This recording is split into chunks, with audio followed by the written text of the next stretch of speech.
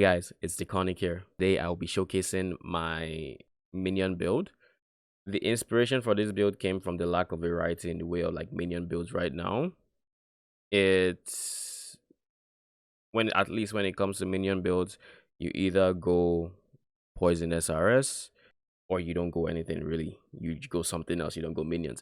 I've seen poison animate weapons recently and that seemed interesting, but that isn't exactly what I was looking for in a minion build playstyle. So I came up with this build where I would essentially use skeletons and vow summon skeletons, which has always been a skill I really liked every time I've played PoE. So this build essentially is poison skeleton mages, and it took a lot of research to actually get it into a working state. And I'm very impressed with how well it performs, achieving DPS numbers of over 3 to 7 mil.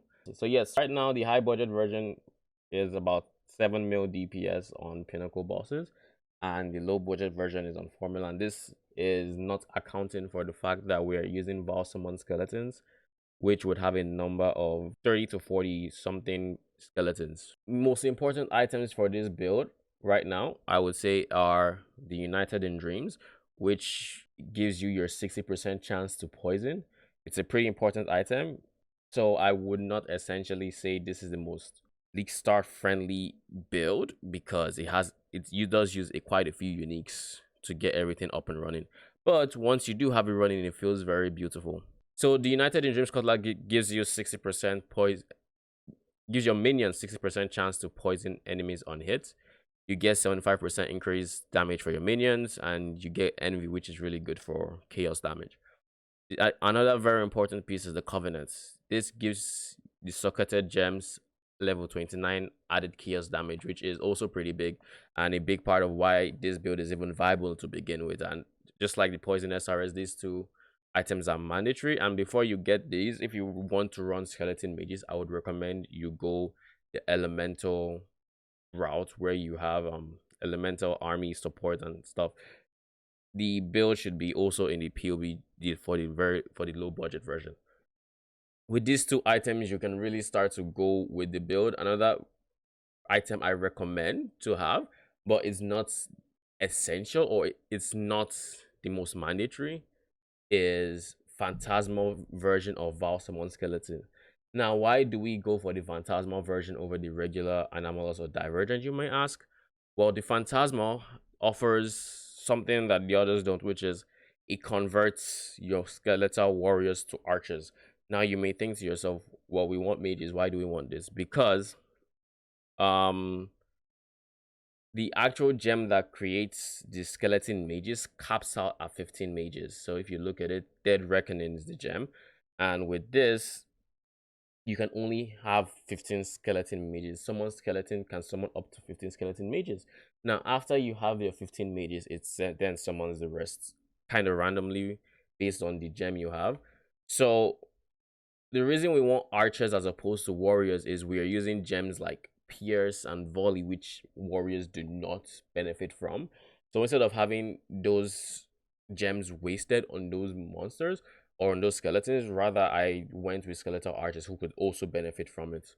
Now, as I also just mentioned, Dead Reckoning is pretty important to have skeleton mages, because without it you don't have many skeleton mages. Those are the most important pieces, I would say. Everything else comes afterwards, and you can invest into this build as much as you want. I will say that so far it has really nice clear speed. I really like the build.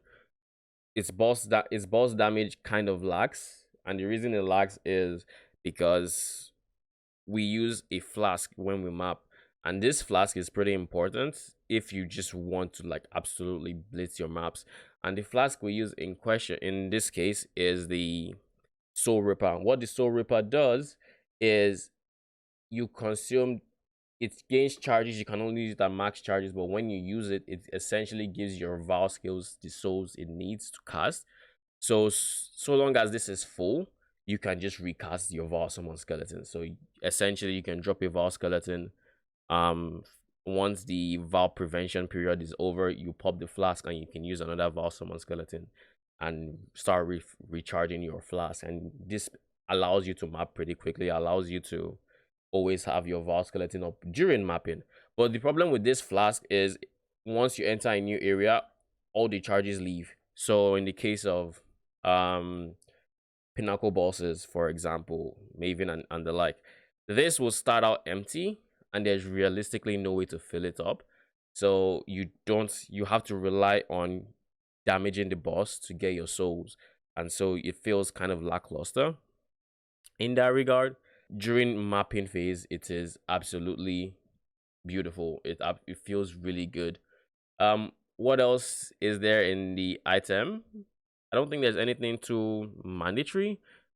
Right now, I currently have a sort of mid to high budget version of the build, and I still have plans on upgrading it to and probably include an ashes amulet, or maybe replacing the shield with fossilized spirit shield, just so I have more minion damage. Let's go into the POB here. Starting out, the most important things, like I said, you will need the Dead Reckoning. I have it placed here. You need 40 intelligence in the radius, and we can get that perfectly in this region over here. Now for this build, the most important stats to look out for are minions deal increased damage, minions have increased attack and cast speed, and now this is one you would want before you even attempt to boss with this build typically, but you would want a cluster gem with Blessed Rebirth.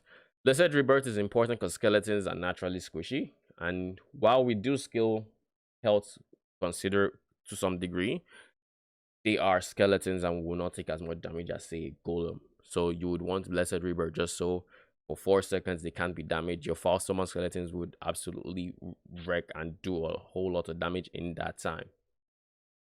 So aside that, let's start off with the ascendancies. I recommend the Occultist, but you can also run the Necromancer. Now the difference with these two versions of Occultist and Necromancer is the Occultist starts out with a cheaper early game damage power spike. What do I mean by that? Starting out, you are probably going to get your Profane Bloom as your first ascendancy, and then just get a Blasphemy support gem and a curse, and you would instantly feel a very huge increase in your clear. Suddenly, like, it's a very big damage boost is what I'm saying. So if you went the Necromancer route, I would recommend Mindless Aggression as your first. Now, this is less damage, but the Necromancer route, like I said, it's a lot tankier. With the Occultist, we went this because we get Profane Bloom free. We can get Withering Presence and Void Beacon. This gives you chaos resistance. This gives your enemies less chaos resistance and less life regen, as well as Withering Presence, which gives you chaos resistance. Makes you deal for 15% more chaos damage, which I'm not entirely sure affects your minions. It doesn't really matter. The reason we're going for Withering Presence is because of the actual wither we're inflicting on enemies. Now, if you don't know what wither does, it makes the enemies take increased chaos damage. Now, this wither stacks, unlike the rest, which typically lasts 2 seconds. This one lasts 15 seconds. I can stack up to 15 times. The others also, I think, cap at 15 stacks, but I could be wrong. I think they all cap at 15 stacks, but regular lasts 2 seconds, so it's a lot harder to cap. Anyways, so while you are near an enemy, they have less chaos resistance from this node. They have Wither, which also increases their chaos damage taken. And the last one would be getting is Void Beacon, or Val Bastion rather, just so we have added tankiness to our build. We want the energy shield, where we are in an energy shield build, because right now we have roughly 4k health and 2k energy shield, and the end game version of the build does have more energy shield and more life. You would want to get higher rolls on your items and all that. This mine is just like a mid budget version. Anyways, in terms of the actual tree, like I said, you're looking for attack speed, you're looking for minion cast speed, minion attack speed, and minion increased damage. Life is good, life regen is also good, but it's not mandatory. So the most important nodes in this area are Whispers of Doom, which we spec into naturally, so we do not use an anointment for it. Before you get Whispers of Doom, if you want to fight bosses, I would take off Val Bastion and I would get Unholy Authority. But as soon as you have Whispers of enough points for Whispers of Doom, I would take this off and Val Bastion. Now, during the leveling section, I'd recommend Elemental Skeletal Mages. So you get a Dead Reckoning, but you skill Elemental damage or Chaos. So essentially, you would path in the left direction of the tree, get all these nodes. Let me switch to the low budget version. This is more the tree you would have with the regular Elemental. You'd go down this area, you'd get your tankiness, you'd get your sacrifice, you'd get spiritual command, you pick up the damage nodes, you get extra skeletons. This is also a really nice node to get early on. It just gives you more skeletons. And as you progress, you can drop off some of the accuracy nodes. The reason you want accuracy on this minion build is because we still utilize archers. And archers really need their accuracy so they can inflict as much poison stacks as they can. Now, the way poison works is it scales off of physical damage and it scales off of chaos damage. So the reason we do not go for something like Unholy Might for 4 seconds on kill is Unholy Might, the way it works is the best way I can display here, but the way Unholy Might works is it grants 30% of their physical damage as extra chaos damage. Now, mages don't have physical damage, they just have elemental damage. So they do not benefit from Unholy Might. The archers will, but the mages will not. And of course, your general will too. In in terms of cluster setup, you just want a cluster with attack speed, skeletal atrophy, pretty important so your skeletons can apply wither. It has physical damage to chaos, which your archers will benefit from, like I just said. And if you can get called to slaughter, good. If you can't, it's not the end of the world. You would want Amanamo's gaze eventually, but it's not by no means a priority in the early game when you don't have much currency. Your biggest priority in the early game with cluster gems is getting Blessed Rebirth. This is a game changer when it comes to damage. And that's about it for this skill tree. Eventually, you can come here for more reservation if you need so. In terms of items, you would want to get an All's Uprising. Now, for the All's Uprising, I would recommend you get Malevolence or Envy for the Alls. But for a more budget version, Determination is also pretty good. With Determination, if you take the Determination route on All's Uprising, you can then remove this node from having mana efficiency and switching that up to shield. Where is it? Increase armor from equipped shield. And considering where we are currently running the ages, we do get a whole lot of armor from the shield in this regard. You can go for this node for more life and energy shields for more tankiness. More damage is over here in the end game version. We spec out what I just do. In the end game version, we spec out of this tree of this linking. We go here and then we pick up more damage. Now for the actual skill linking, we have Val Summon Skeletons, like I said, Phantasmal. So we're linking it to a Pierce, which is really good for wave clear, for mapping.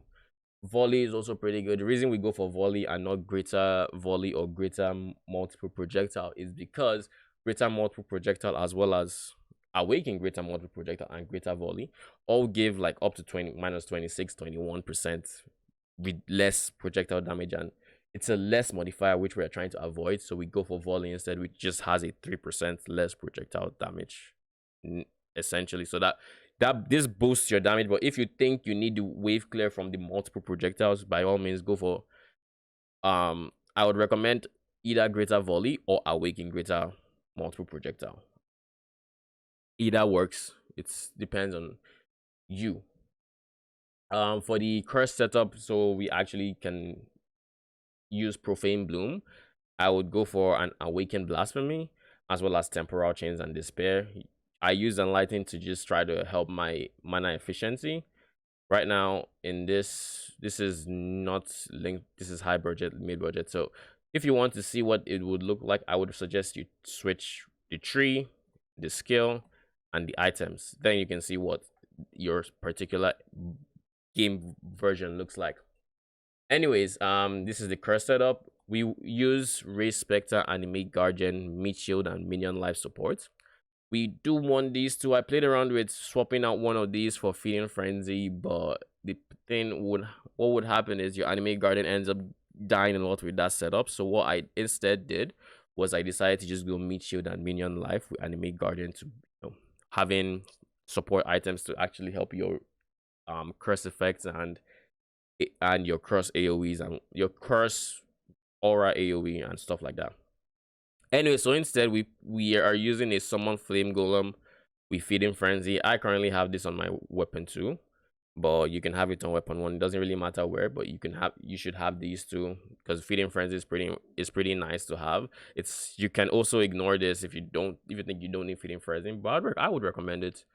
Aura setup early on, you just want determination. Later on, when you have an O's, we include malevolence into the mix. You also use envy, which comes from your United in Dreams. It's a level 25. You have a lot of auras with this build. You have determination for your tankiness. You could also run discipline in place of malevolence in case you just want to be even more tanky. But I would recommend the damage increase from the malevolence.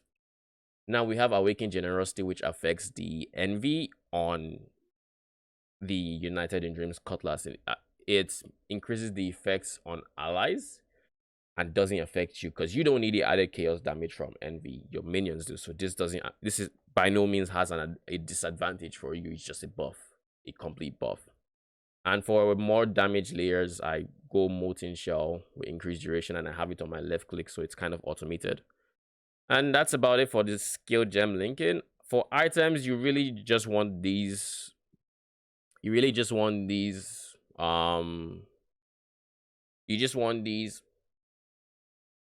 uniques. You want United in Dreams, you want Ages. You can replace the Ages with a rare shield with minion damage and ideally level minion skills. And if you ever replace your Ages, it should be a shield that has level of all minion skill gems.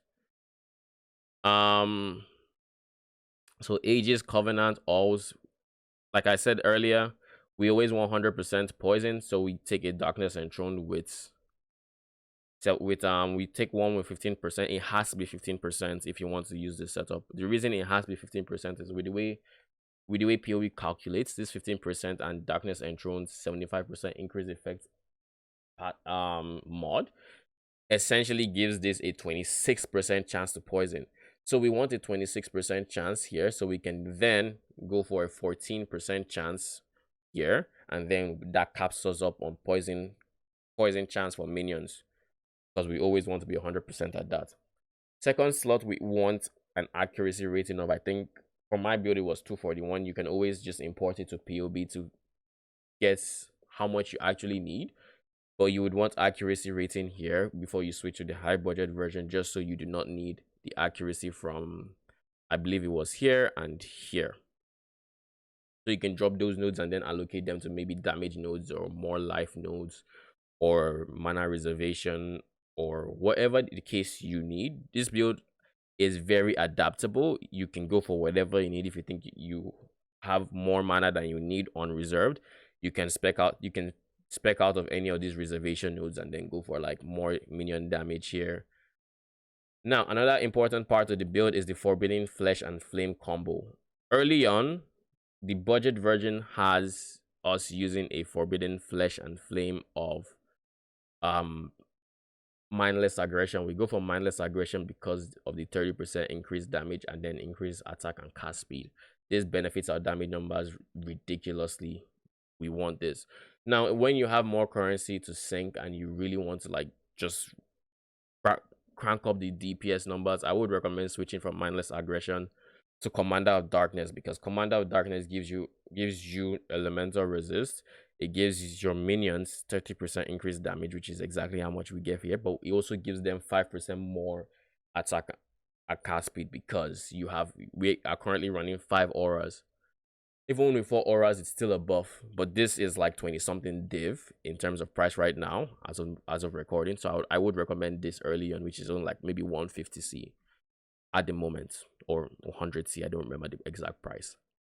But yeah, that about summarizes for everything that's needed. The necromancer version, of course, would essentially entail a you'd get mindless aggression, bone barrier, mistress of sacrifice, commander of darkness, and then you get the forbidden flesh and flame of profane bloom.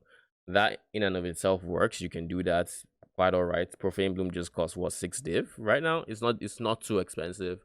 That is the necromancer version. Everything else should typically stay the same.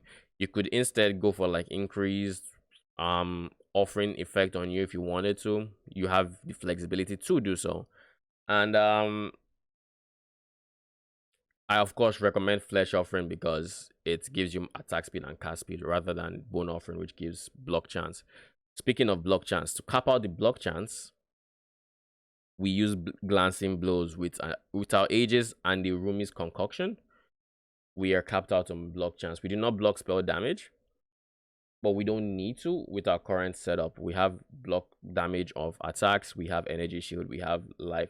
We are quite tanky as characters. So long as you don't like misplay, you should typically be fine, and minions should typically be alive to do as much DPS as they need to. And I think with that, I have spoken about everything. Cluster gems, like I said, attack speed is key. Skeletal atrophy, beautiful. For the medium one, you want blessed rebirth, and everything else is just wherever you want.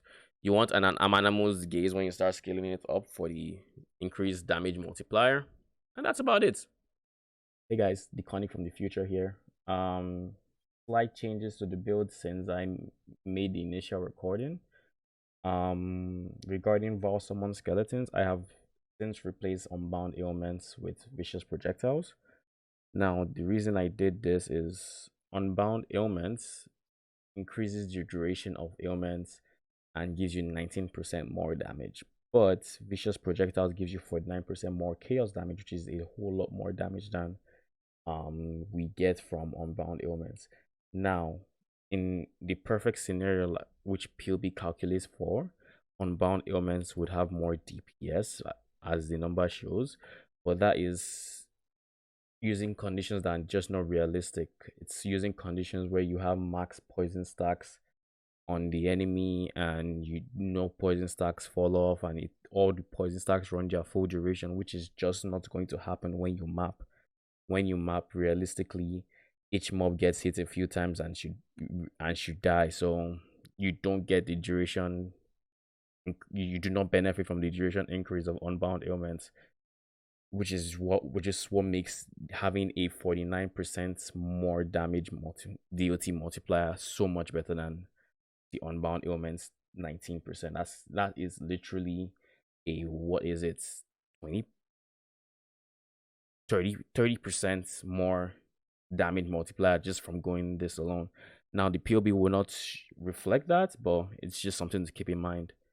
And since I made the initial one, I switched Molten Shell from increased duration to cast when damage taken. And the reason I did this is I took Molten Shell off my left click, and instead I replaced it with I replaced Flame Dash with Phase Run. Let me replace that real quick. But yes, now I use Phase Run on my left click, and that gives us consistent phasing, gives us more move speed. And I think for we go default, go to any quality. So this just makes mobility a whole lot smoother for us, and it consumes frenzy charges when you use these rush to extend the duration, which we get from our Carnage Chieftains. So, and in terms of specters, you would want to run 2 Carnage Chieftains and 1 Pale Seraphim. I'm not entirely sure if that is in the initial recording, but this is a change I have made since then. And with that, I think that's all the changes I have made, and have fun with the build, I guess. Anyways, with that, I think I'm going to end the video here. If you have any questions, don't hesitate to drop in the comments. I will answer everything. my Discord will be linked below if you need more personalized help, or you can catch me on stream or message me in game. My in game name is Deconic. I'm more than happy to answer any questions you might have or review your builds as you make them. It's a pretty fun build. I recommend you try it out. With that done, thanks for watching, and I hope to see you next video.